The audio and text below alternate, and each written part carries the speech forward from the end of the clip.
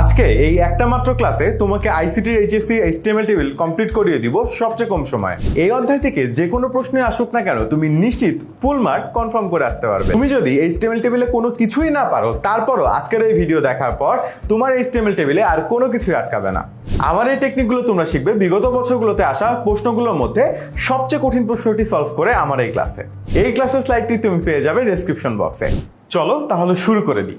আচ্ছা, তো শুরুতে আমরা দেখব যে এই অধ্যায়টা এই টপিকটা আমাদের জন্য কতটা বেশি গুরুত্বপূর্ণ। ঠিক আছে, আমরা যদি খেয়াল করে দেখি যে আসলে একটা কলমে ধরে নাই, আমাদের থেকে 3টা কলম দেওয়া লাগছে। এই একটা টপিক আসলে এতবার বোর্ড পরীক্ষায় আসছে। ঠিক আছে, আমরা যদি একটু খেয়াল করি, Dhaka Jessore board 25, Rajshahi board 25, Comilla board 25, Chittagong board 25, Dinajpur board 25, Sylhet board 25, Dinajpur board আবার 25, ময়মনসিংহ বোর্ড 25, প্রতিটা সালে কিন্তু প্রতিটা বোর্ডে 25 সালে আসছে। তারপরে আবার কুমিল্লা বোর্ড 24, চট্টগ্রাম 24, ঢাকা 23, ময়মনসিংহ 23, সিলেট 23, দিনাজপুর 23, অনেকবার কিন্তু আসলে এই জিনিসটা আসছে। এবং এই জিনিসটা টেবিলটা আমরা এমনভাবে শিখবো মাত্র একটা টেবিল দিয়ে, যেন আমাদের আর কোনো রকম কোনো কনফিউশন না থাকে। সো একটা টেবিল করার পর তুমি ইনশাল্লাহ বাকি সবগুলো টেবিল নিজেই সলভ করতে পারবা। আমি তোমাকে টেবিলটা এমনভাবে শিখাই দিব। ঠিক আছে, সো এখানে দেখো একটা টেবিল আছে। এই টেবিলটা দিয়ে আসলে আমরা পুরো টেবিলটা শেখার চেষ্টা করব, বা পুরো টেবিল কনসেপ্টটাকে আসলে ক্র্যাক করব। ঠিক আছে, সো আমরা শুরুতে যদি খেয়াল করি, টেবিলের শুরুতে আমাদের ডক টাইপ লিখতে হয়। ঠিক আছে, আচ্ছা এই যে কোনো HTML ফাইল লেখার শুরুতে আমাদেরকে ডক টাইপ লিখতে হয়, বা HTML কোড শুরু করার শুরুতে আমাদেরকে অবশ্যই ডক টাইপ লিখতে হবে। এখন ডক টাইপ কি HTML কোডের part? Answer is no, HTML কোডের ডিরেক্টলি পার্ট না, বাট এটার ব্রাউজারকে রেডি করে একটা HTML ফাইলকে পড়ার জন্য, সেটা অবশ্যই লিখবা সবসময়। ঠিক আছে, এটা অনেকে লিখতে চায় না, বাট না লেখার কোনো কারণ নাই। লিখলে নাম্বার কাটার কোনো সম্ভাবনা নাই, না লিখলে কাটলেও কাটতে পারে। ঠিক আছে, তারপর আমাদের নর্মাল HTML যেভাবে শুরু হচ্ছে, হেড, টাইটেল, হেড, বডি, এই পর্যন্ত মোটামুটি আসলে ফিক্সড। ঠিক আছে, এই পর্যন্ত আসলে মোটামুটি ফিক্সড, এই পর্যন্ত আসলে আমাদেরকে মুখস্থ মতো করে লিখে ফেলতে হবে। এখন এই টাইটেল এর মধ্যে আসলে কি লিখবো? টাইটেলের মধ্যে কিছু লেখার দরকার নাই, যদি না পরীক্ষায় বলে না দেয় অ্যাডিশনালি এখানে যে এই নামে জিনিসটাকে সেভ করো। যদি বলে যায় যে এটাকে আসলে জাকি নামে সেভ করো, তাইলে তুমি কি করবা? টাইটেলের মধ্যে জাকি লিখে দিবা। ঠিক আছে, টাইটেলের মধ্যে কি করবা? জাকি লিখে দিবা। যদি জাকি নামে সেভ করতে বলে, ধরো তোমার স্কুলের নামে সেভ করতে বলো, তাহলে তোমার স্কুলের নামটা লিখে দিবা ভিতরে। যদি কিছু না বলে, তাহলে টাইটেল ফাঁকা রাখতে পারি, অথবা ABCD বা XYZ লিখে দিতে পারি, বাট না লেখাটাই বেটার। আর একভাবে আসতে পারে টাইটেলটা, অনেক সময় এরকম একটা অ্যাডিশনাল সার্চ অপশন থাকে, এবং এখানে দেওয়া থাকে যে সার্চ বারের মধ্যে কি লেখা থাকবে।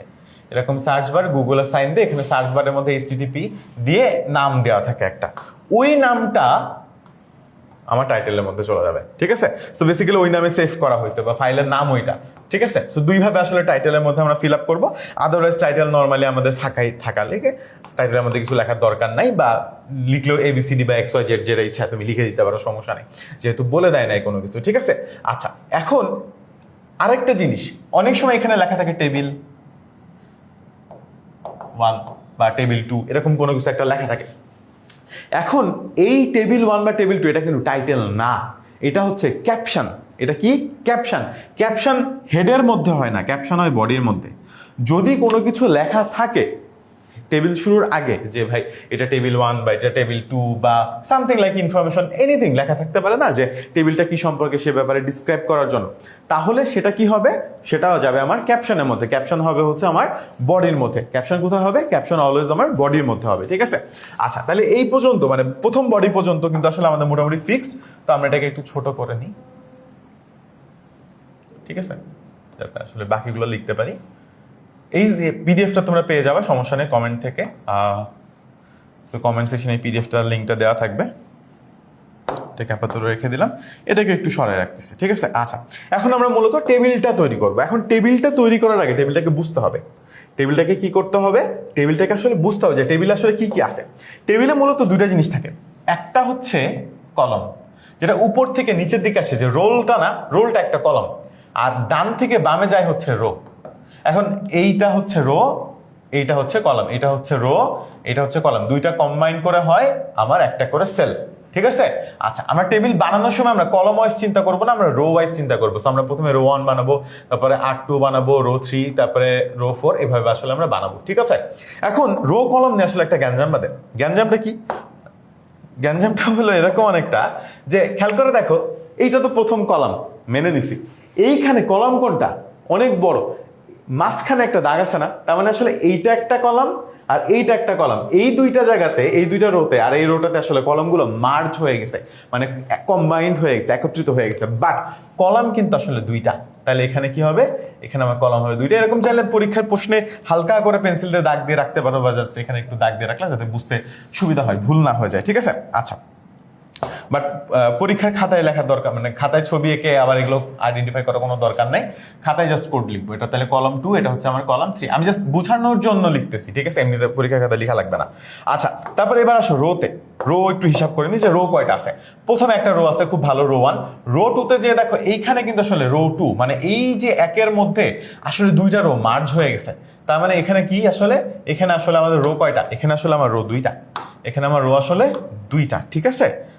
আচ্ছা, তাহলে আসলে এখানে আমার রো 2টা, আমি জাস্ট বোঝানোর সুবিধার জন্য এখানে মার্ক করতেছি, পরীক্ষার খলায় কিন্তু মার্ক করা লাগবে না, ঠিক আছে? আচ্ছা, সো আমরা রো 2, রো 1 সবগুলো আইডেন্টিফাই করে ফেলছি যে এখন আমার রো আছে 4টা, কলাম আছে 3টা, আমাকে এই ওয়াইজ কাজ করতে হবে, ঠিক আছে? তাহলে আমি টেবিল কলমটা লিখে ফেলি। আচ্ছা, টেবিল ট্যাগটা আমি লিখে ফেললাম। এখন টেবিল ট্যাগটা লিখে শুরু করা যাবে না, কিছু অ্যাট্রিবিউট আমাকে অ্যাড করতে হবে। শুরুতে টেবিলের দিকে তাকাই, এই যে বর্ডারটা, এটা অনেক চিকন চিকন না? একদম চিকন চিকন, তাই না? আচ্ছা, সেই বর্ডারটা যখন চিকন চিকন থাকবে তার মানে আসলে বর্ডারের ভ্যালু 1, তার মানে কি আসলে, তার মানে আসলে বর্ডারের ভ্যালু 1, ঠিক আছে? যখন মোটা থাকবে তখন কি করব, তখন বর্ডারের ভ্যালুটা একটু বাড়াই দিব, 2 করে দিব, ঠিক আছে? অনেক মোটা দেয়, এরকম মোটা থাকলে তখন আবার 3, 4 করে দিব, বাট নর্মালি সাধারণত বর্ডার খুব বেশি মোটা দেয় আমাদের আসে না কখনো টেবিল, সো আমরা বর্ডারের ভ্যালু মোটামুটি মোরালে সবসময় 1 রাখতে পারি, ঠিক আছে? তাহলে আমরা কি করব, বর্ডারের ভ্যালুটাকে এখন অ্যাসাইন করব, ঠিক আছে? Is equal to 1। আচ্ছা, বর্ডারের ভ্যালুটা অ্যাসাইন করার পরে আমরা একটু খেয়াল করে দেখব যে একটা সেল থেকে আরেকটা সেলের মধ্যে কোনো ফাঁকা আছে কিনা, একটা সেল থেকে আরেকটা সেলের মধ্যে কোনো ফাঁকা আছে কিনা। যদি একটা সেল থেকে আরেকটা সেলের মধ্যে ফাঁকা থাকে তাহলে আমরা সেলস প্যাডিং এ দিব যে 1 2 3 কিছু একটা, কিন্তু যখন ফাঁকা নাই তখন আসলে আমরা 0 দিব। অনেক সময় অনেকে না দেয়, দেওয়াটা ভালো, তাইলে আসলে নাম্বার কাটার সুযোগটা কম থাকে। সেল স্পেসিং এ আমরা 0 দিয়ে দিলাম, ঠিক আছে? 0 দিলাম কারণ এখানে আসলে সেল স্পেসিংটা নাই ওইভাবে, মানে একটা সেল থেকে আরেকটা সেলের ডিস্টেন্স নাই, মানে এটা ধরো একটা সেল, এর থেকে কি এই সেলটার কোনো ডিস্টেন্স আছে নাকি একসাথে মার্চ করা না, মানে মার্চ করা না মানে একসাথে না, একই সাথে, সো এখানে আসলে স্পেসিংটা নাই। যদি স্পেসিং থাকতো তাইলে আমরা ভ্যালু দিতাম, যেহেতু নাই আমরা 0 দিছি। এখন অনেকে বলতে পারো যে ভাইয়া 0 না দিয়ে আমি সেল স্পেসিংটা নাই লিখি, এখন তোমার যদি ভুলে যাও তুমি কোনো কারণে তাহলে না লিখতে পারো, সমস্যা নেই, খুব বেশি একটা মার্ক কাটার সম্ভাবনা কম, বাট যদি মনে থাকে তাহলে বেটার লিখে দেওয়া।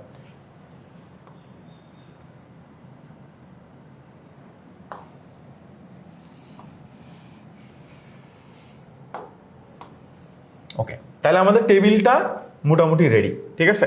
আমরা টেবিল ট্যাগটা শুরু করছি, এটা কি টোটালটা কি আমার টেবিল ট্যাগ শুরু হলো। এখন আমরা যাব রো ওয়াইজ, সো আমরা প্রথমে প্রথম রো, তারপর সেকেন্ড রো, তারপর থার্ড রো, তারপর ফোর্থ রো, এভাবে রো ওয়াইজ আমরা যাব, ঠিক আছে? তাহলে আমরা প্রথমে প্রথম রো এরটা চিন্তা করি। আমাদের প্রথম রো কোনটা, আমাদের প্রথম রো কোনটা? প্রথম রোটা হচ্ছে এটা না? আমাদের প্রথম রো কি এটা না? এটা না আমাদের প্রথম রো? আচ্ছা, এখন এটা প্রথম রো হওয়ার পাশাপাশি এটা কিন্তু একটা হেডিংও টেবিলের, ঠিক আছে? কারণ এই টেবিলের হেডিং আলাদা করে মার্কও করা আছে, বোঝা যাচ্ছে যে রোল মানে নিচে সবগুলো রোল দেওয়া আছে, ইনফরমেশন মানে আসলে বোঝাচ্ছে যে নিচে সবগুলো আসলে ইনফরমেশনটা দেওয়া আছে, ঠিক আছে? এখন নিচে সবগুলো ইনফরমেশন দেওয়া আছে তার মানে আসলে এটা হেডিং, তাই এই কারণে আমরা এখানে অনেক সময় টিএইচ ইউজ করি, বাট আমরা টিএইচ ইউজ না করে টিডি ইউজ করতে পারি। আগে আমরা রোটাকে তৈরি করে নিই, রোটা তৈরি করার জন্য টিআর টেবিল রোটা তৈরি করব, ঠিক আছে? আচ্ছা, এখন টেবিল রো তৈরি করার পরে আরেকটা অ্যাডিশনাল অ্যাট্রিবিউট অ্যাড করা যায়, সেটা হচ্ছে এটা অ্যালাইন কিনা, মানে অ্যালাইন কোন দিকে, এটা কি সেন্টারে অ্যালাইন নাকি রাইটে নাকি লেফটে। এটার মানেটা কি? এটার মানেটা হচ্ছে ধরো এই যে আমার রোল লেখাটা আছে, ঠিক আছে? এই রোল লেখাটা আমি যদি একটু ভালো করে খেয়াল করি, এটা কিন্তু একদম মাঝখানে আছে, তাই না? আমার সেলের একদম মাঝখানে আছে, তার মানে এটার অ্যালাইনমেন্ট হচ্ছে সেন্টার। কিন্তু এটা যদি কোনো কারণে লেফটে থাকতো তাহলে তখন এটা অ্যালাইন হয়ে যেত লেফট, অথবা যদি রাইটে থাকতো তখন এটার অ্যালাইন হয়ে যেত রাইট। বুঝাইতে পারছি? এখন এটা যেহেতু মাঝখানে আছে আমরা কি করতে পারি, আমরা ডিরেক্টলি টেবিল রো এর মধ্যে এটাকে মাঝখানে লিখে দিতে পারি যে ভাই এটা অ্যালাইন হচ্ছে সেন্টার, ঠিক আছে। আবার চাইলে তুমি যদি মনে করো যে এটার জন্য কি অনেক বেশি নাম্বার কাটবে না, এটার জন্য অনেক বেশি নাম্বার কাটবে না, সো তুমি চাইলে লিখতে পারো, না চাইলে নাও লিখতে পারো, ঠিক আছে।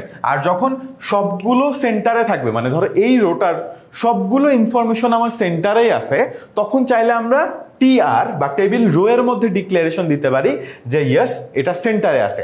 যদি কখনো এমন হয় যে ধরো আমার প্রথম সেলে ইনফরমেশন মাঝখানে আছে, বাট সেকেন্ড সেলে যে আমার ইনফরমেশন হয়তো লেফটে চলে গেছে, তখন কিন্তু আর এই অ্যাট্রিবিউটটা টিআর এর মধ্যে আমি ডিক্লারেশন দিতে পারবো না। তখন সেই অ্যাট্রিবিউটটা আমার টিডি এর মধ্যে স্ল্যাশ টিএইচ বা টেবিল হেডিং, আমি যেটা ইউজ করি না কেন, ডিপেন্ডিং অন এটা আসলে একদম শুরুতে আছে, মানে এটা কি একটা অ্যাজ এ হেডিং আছে নাকি এটা অ্যাজ এ ডাটা আছে, সেটার উপর ডিপেন্ড করে টিডি অর স্ল্যাশ টিএইচ এই দুইটার পরে অ্যাড হবে। কখন? যখন সেম রোতে দুই টাইপের অ্যালাইনমেন্ট আমি দেখতে পারবো। যদি এমন হয় সেম রোতে সব সেম অ্যালাইনমেন্ট, সবাই সেন্টারে আছে আর সবাই লেফটে আছে আর সবাই রাইটে আছে, ইন দ্যাট কেস আমি তখন টিআর এর মধ্যে বা টেবিল রো এর মধ্যে ডিক্লেয়ার করব। তাহলে ওই রোতে যতগুলা ইনফরমেশন আছে সবাই অটোমেটিক্যালি ওই সেলগুলার ওই অ্যালাইনমেন্টে চলে যাবে। কিন্তু যদি দেখি সেম রোতে ডিফারেন্ট অ্যালাইনমেন্ট আছে, তখন আর আমি টেবিল রোতে এই অ্যাট্রিবিউটটা অ্যাড করতে পারবো না। আমি এই অ্যাট্রিবিউটটা তখন অ্যাড করব হয় টেবিল ডাটাতে অথবা টেবিল হেডিং এ, মানে যেটাই থাকুক আর কি, ঠিক আছে। আচ্ছা, সো আমি এখানে অ্যাড করতেছি না, চাইলে মাঝখানে থাকলে ডেফিনেটলি সেন্টারে অ্যাড করে দেওয়া ভালো। সো আমার টেবিল রো শুরু হলো টিআর দিয়ে, ঠিক আছে। আচ্ছা, তাইলে আমি এখন কার কাজ করা শুরু করছি? আমি এই টেবিল রো বা R1 যেটাকে আমি ইয়েলো দিয়ে মার্ক করছি, এটার কাজ করা শুরু করছি। তাহলে এটার প্রথমে এই রোতে আমার প্রথম টেবিল ডেটা কি? টিডি হচ্ছে রোল। তাহলে আমি জাস্ট কি করব, টিডি বলে রোল লিখে রোল ট্যাগটাকে আমি ক্লোজ করে দিব। এখন এখানে একটা ঝামেলা আছে। ঝামেলাটা হলো এটা table data, at the same time এটা তো হেডিংও, তাই না?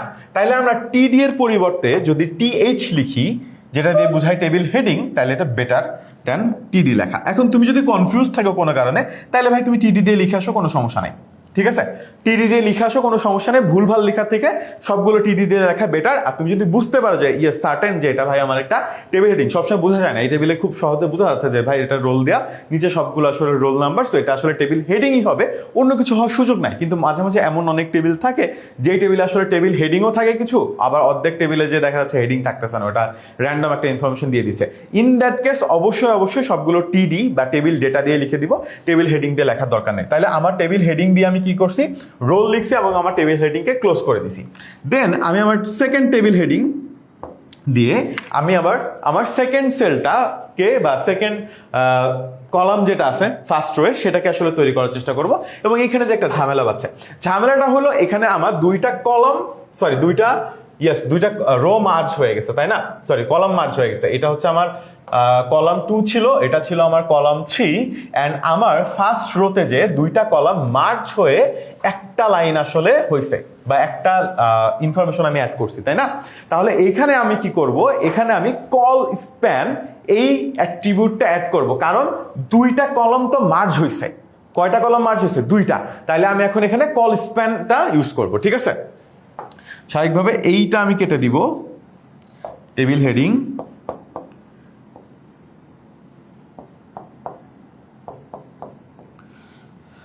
এখন কয়টা কলাম মার্জ হয়েছে দেখো তো, দুইটা না? তাহলে দুইটা কলাম কি বলে 2 লিখবো। যদি এমন হইতো যে 3টা কলাম মার্জ হইতেছে তখন 3 লিখতাম, যদি 4টা হইতো 4 লিখতাম, ডিপেন্ডিং অন কয়টা মার্জ হইতেছে তার উপর ডিপেন্ড করে, ঠিক আছে। আচ্ছা, সো মার্জ হওয়ার পরে কি হয়েছে, ইনফরমেশন এই শব্দটা আসছে, আমি ছোট করে জাস্ট ইনফো লিখে দিলাম। তোমরা পুরো লিখো, জাস্ট ছোট করে লিখে দিও না, ঠিক আছে। তাইলে আমার প্রথম টেবিল রোতে যা যা থাকার কথা সব চলে আসছে না, রোল চলে আসছে, ইনফরমেশনটাও চলে আসছে। তাহলে আমার প্রথম রোটা আসলে আমরা এখন ক্লোজ করে দিতে পারি, রাইট? আমরা এখন চাইলে আমাদের প্রথম রোটা ক্লোজ করে দিতে পারি। তাহলে আমরা এক্স্যাক্টলি এই বরাবর টিআর ক্লোজ করে দিব, ঠিক আছে। আচ্ছা, আর ক্লোজিং ট্যাগ লেখার সময় যে আমি এরকম করে লিখতেছি, এরকম করে লেখার দরকার নাই, ঠিক আছে, এটা ভুল, এইভাবে লিখবা, হ্যাঁ। তো লেখার জন্য আসলে আমরা লিখে ফেলি, বাট অনেক সময় টিচাররা দেখা যাচ্ছে কেটে দিল মার্ক, বলা যায় না, উচিত মানে নর্মালি কাটে না, বাট কাটা কাটতে চাইলে তো কাটতে পারে, সো একটু সাবধানতা বশত মানে সাবধান থাকা দরকার আর কি, সাবধান থাকো বেটার, যত সাবধান থাকা যায়, তাই না? আচ্ছা, যেহেতু বোর্ড পরীক্ষা, সো যত সাবধান থাকা যায় তত ভালো। ওকে, সো আমি এটাকে একটু ছোট করে দিলাম। আমার প্রথম যে টেবিল রোটা এটা ডান, ঠিক আছে? আমার প্রথম টেবিল রোটা ডান। আমি এবার আমার সেকেন্ড টেবিল রোতে যাবো। আচ্ছা, আমি আরেকটা পেজে চলে যাই, নেক্সট পেজে। তো আমি আমার সেকেন্ড টেবিল রোতে যাইতেছি। আমি যেগুলো মার্ক করে রাখছিলাম সেগুলোকে আবার একটু মার্ক করে দিলাম, ঠিক আছে? আচ্ছা, এটা আমার টেবিল ছিল, অ্যান্ড আমি এতক্ষণ ধরে শুধুমাত্র রেডি করছি হচ্ছে এইটা। আমি জাস্ট এইটাকে রেডি করছিলাম, রাইট?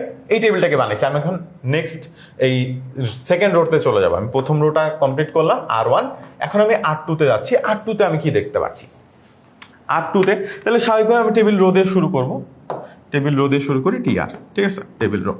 আচ্ছা, ডেফিনেটলি আমি এখানে চাইলে অ্যালাইন সেন্টার লিখে দিতে পারি, লেখাটা বেটার। অ্যালাইন সেন্টার লিখে দিও যদি সবগুলো সেন্টারে থাকে। যদি সবগুলো সেন্টারে না থাকে তাহলে অ্যালাইন সেন্টার লেখার দরকার নেই।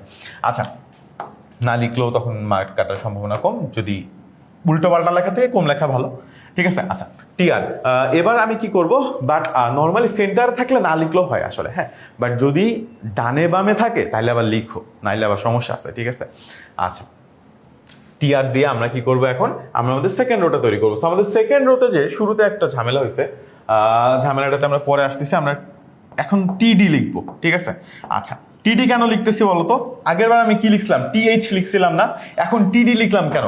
TD এই কারণে লিখলাম কারণ এখন আমি জানি যে এগুলো আমার ডেটা। এখন আমি জানি এগুলো হচ্ছে আমার টেবিল ডেটা, ঠিক আছে? 100% ডেটা, মানে এখানে আসলে ভুল হওয়ার কোনো সুযোগ নাই। ওকে, সো আমি প্রথম টেবিল ডেটা কে আমার 1। আচ্ছা, এখন 1, বাট ঝামেলা আছে মানে জাস্ট 1 লিখে দিতে পারবো না। 1 লিখে দিতে পারবো না কারণ 1টা কিন্তু দুইটা রো মার্চ করে হয়েছে, তাই না? দুইটা রো মার্চ করে হয়েছে না? এখানে কি হয়েছিল? এখানে যেমন দুইটা কলম মার্চ করে হয়েছিল, তাই না? তো আমি কল স্প্যান লিখছিলাম। এখানে যখন দুইটা রো মার্চ করে হচ্ছে আমি কি লিখবো? Rho span. TD table data rho span, ঠিক আছে? কতগুলা হয়েছে রো মার্চ? একটা রো মার্চ হয়েছে, এই দুইটা রো মার্চ হয়েছে, রাইট? দুইটা রো মার্চ হয়, এটা তৈরি হয়েছে না? দুইটা রো মার্চ হয় আমার এই টেবিলটা তৈরি হয়েছে, এই বক্সটা তৈরি হয়েছে না? দুইটা রো মার্চ হয়েছে, রাইট? এই রোটা আর এই রোটা, দুইটা রো মার্চ হয়েছে, রাইট? রো 1 আর রো 2 আর রো 3, তাই তো? আচ্ছা, তাহলে আমি যে কাজটা করবো সেটা হচ্ছে rho span is equal two 2 লিখে দিব, বিকজ দুইটা রো মার্চ হয়েছে। দ্যাটস ইট, আমার ক্লোজ, আমার TD ক্লোজ। TD এর মধ্যে কি আছে? জাস্ট 1 আছে। দেন আমার TD ক্লোজ করে দিব, টেবিল ডেটা ক্লোজ করে দিব। সো আমার 1 লেখা হয়ে গেছে। দেন এই সেম রোতে কি আছে? আবার সাবজেক্ট অ্যান্ড ফর্মুলা, এটা আছে। সো এটা আরেকটা টেবিল ডেটাতে যাবে। টেবিল ডেটা এখানে কি কেউ রো কলম মার্জ হয়েছে? এখানে যে আবার কলম মার্জ হয়েছে, সরি, এখানে যে কি হয়েছে? রো মার্জ হয় না, বাট কলম মার্জ হয়েছে না? কলম মার্জ হয়েছে, মাঝখানে আছে তো। তাহলে এই R2 আর R3 মার্জ হয়েছে না? মানে বুঝছো, প্রথম এই সেলটার জন্য কলম মার্জ হয়েছিল, সরি, এই সেলটার জন্য রো মার্জ হয়েছিল, আর এই সেলটার জন্য কি হচ্ছে? কলাম মার্জ হয়েছে, C1 C2 আর C3, তাই না? এই দুইটা কলাম মার্জ হয়ে গেছে। তাহলে এই দুইটা এখন আমাকে আবার কি ইউজ করতে হবে? এখন আমাকে আবার কল স্প্যান ইউজ করতে হবে, ঠিক আছে? যে কলম এই 2 আর কলম 3 আসলে মার্জ হয়েছে। তাহলে এখন আমি এখানে কি লিখবো আবার? এখানে যেরকম আমি কল স্প্যান লিখছিলাম, এখানে আমি কল 2, ঠিক আছে? এখানে আমি কি লিখবো? Call span is equal two 2, ঠিক আছে? আচ্ছা, call span is equal two লিখে সাবজেক্ট অ্যান্ড ফর্মুলা আমি S অ্যান্ড F লিখে দিলাম। জাস্ট ছোট করে লিখতেছি, তোমরা আবার ভুলেও এই কাজ করো না, তাহলে একদম ডিরেক্ট 0 দিয়ে দিবে, ঠিক আছে?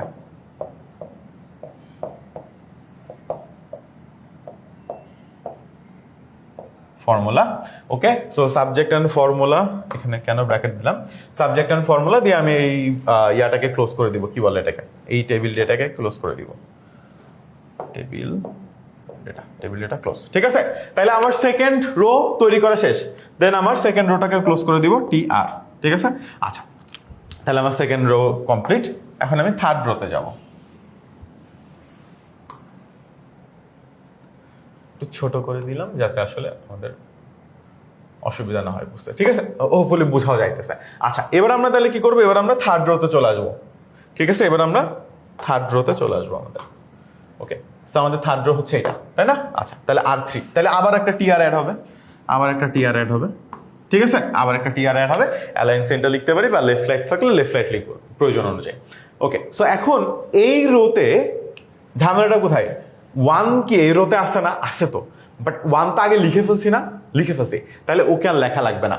যাকে একবার আগে লিখে ফেলছি ওকে আর লেখার কোনো দরকার নেই, ও চলে গেছে, ও আগের রোতে চলে গেছে। ঠিক আছে, তাহলে এই রোতে আছে কি বাংলা আর ইংলিশ, তাহলে এখানে জাস্ট বাংলা আর ইংলিশ লিখবো, টিআর টিডি, ডেফিনেটলি এটা টিডি, তাহলে জাস্ট বাংলা আর টিডি ক্লোজ করবি। আবার একটা টেবিল ডেটা,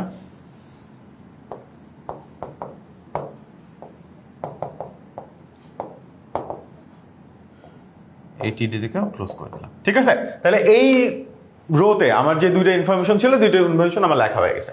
ঠিক আছে, তাহলে আমি এই টিআর কে ক্লোজ করে দিব, টিআর, এই টেবিল রোটা আমার ক্লোজ। তাহলে আমার সেকেন্ড থার্ড নাম্বার রোটাও রেডি, আমার 3 নাম্বার রোটাও রেডি। এবার আমাকে কাজ করতে হবে কোন রোটা নিয়ে? ফোর্থ নাম্বার রোটা নিয়ে। ঠিক আছে, আমি আবার একটা স্লাইডে যাই, ফোর্থ নাম্বার রোটা নিয়ে আমি একটু মার্ক করে নিচ্ছি যে জিনিসগুলো মার্ক করা ছিল। এইদিকে একটা মার্কিং ছিল আর এদিকে একটা মার্কিং ছিল, রাইট? আচ্ছা, ওকে, এন্ড আমি অলরেডি কাজ করে ফেলছি হচ্ছে এই রোটা নিয়ে করছি, এই রোটা নিয়ে করছি, এই রোটা নিয়ে করছি, এখন আমি এই রোটা নিয়ে করব, রাইট? এখন আমি কোন রোটা নিয়ে করব? এখন আমি আমার ফাইনালি রো 4 নিয়ে করে কাজ করব, R4। তাহলে আমি কি করব? টিআর টেবিল রো দিয়ে দিলাম। ঠিক আছে, আচ্ছা, এখন তারপর আমি আবার টেবিল ডেটাতে চলে যাব, টিডি, টিডি। ঠিক আছে, আচ্ছা, টিডিতে কত আছে? 2 আছে, দিয়ে দিলাম, ক্লোজ করলাম, টিডি। ঠিক আছে, আচ্ছা, এখানে ক্লোজ করছি। ঠিক আছে, ওকে, চেক করে নিই, অনেক সময় আমরা ক্লোজ করতে ভুলে যাই, আমিও ভুলে যেতে পারি যদি আমি অসাবধানতা থাকি। সো সাবধান থাকতে হবে, এটা কঠিন কিছু না, বাট সাবধান থাকতে হবে, সতর্ক থাকতে হবে, যেন যে অ্যালাইনমেন্টগুলো আছে সেগুলো একটু মেনটেন করার চেষ্টা করি এবং ওপেন করলে সেগুলো সবগুলোর জন্য ক্লোজ করি। ঠিক আছে, নাহলে দেখা গেল টিচার নাম্বার কাটলেও কাটতে পারে। ঠিক আছে, আচ্ছা, সো 2 দিয়ে দিলাম। আমরা এবার সেকেন্ডটাতে যাবো। এখন সেকেন্ডটা আবার একটা টিডি।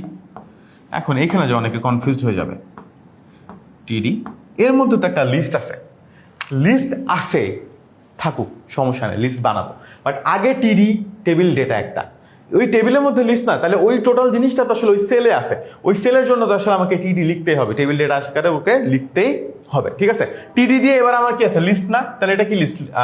অর্ডার লিস্ট, তাহলে ওএল, অর্ডার লিস্ট।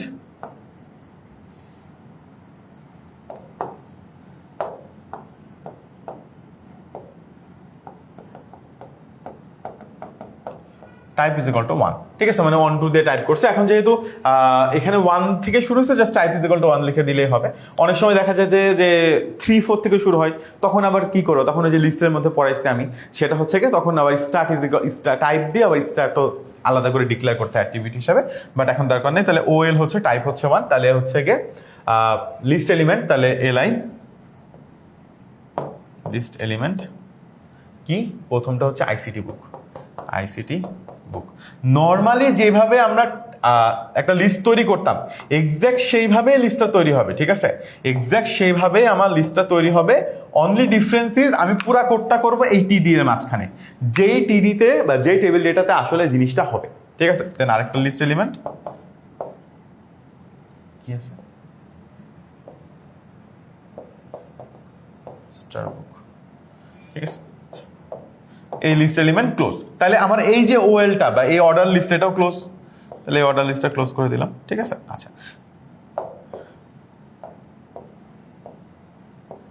অবশ্যই এইভাবে দেওয়ার চেষ্টা করবো। আমি কিন্তু অনেক জায়গায় দেখা যাচ্ছে যে এইভাবে দিয়ে দিছি, বাট এটা কিন্তু আসলে দেওয়াটা উচিত না, এইভাবে দেওয়ার চেষ্টা করবো। ঠিক আছে, এইভাবে ক্লোজিং করব। ঠিক আছে, নট এইভাবে, এভাবে করছি অনেক জায়গাতে। সো তোমরা পরীক্ষা হলে এটা সতর্ক থাকো, আমি তাড়াহুড়ার জন্য করলাম, বাট তোমরা তাড়াহুড়া করতে যাও না। ঠিক আছে, আচ্ছা, যাই হোক, সো ওএল আমরা লিখে দিলাম, ওএল লিখে দিলাম। তাহলে আমাদের এই টেবিল ডেটাতে আর কোনো কিছু আছে না? এই টেবিল ডেটাতে আর কোনো কিছু নাই, তাহলে এই টেবিল ডেটাকে ক্লোজ করে দিই আমরা, টি ডি। ঠিক আছে, আচ্ছা, তাহলে আমাদের এই টেবিল ডেটাটা হয়ে গেল।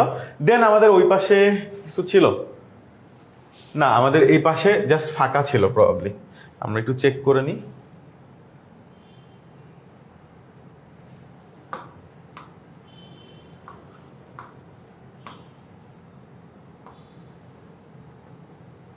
আচ্ছা, এইখানে আমাদেরকে আসলে একটা কাজ করতে হবে। সেটা হচ্ছে কি আমাদেরকে এখানে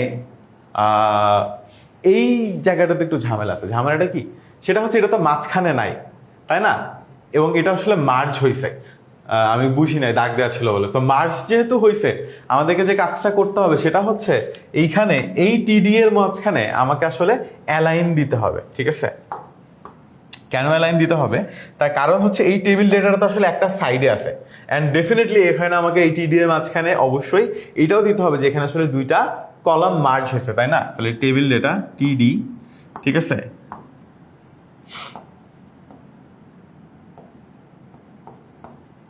কল স্প্যান। কারণ কি? কারণ আমার দুইটা ডেটাটা আসলে মার্জ হয়েছে, ঠিক আছে?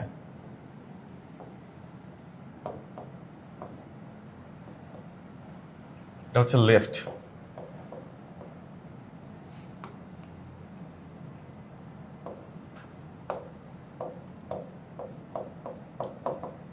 আচ্ছা, এখানে আমি দুইটা অ্যাডিশনাল ইনফরমেশন দিলাম।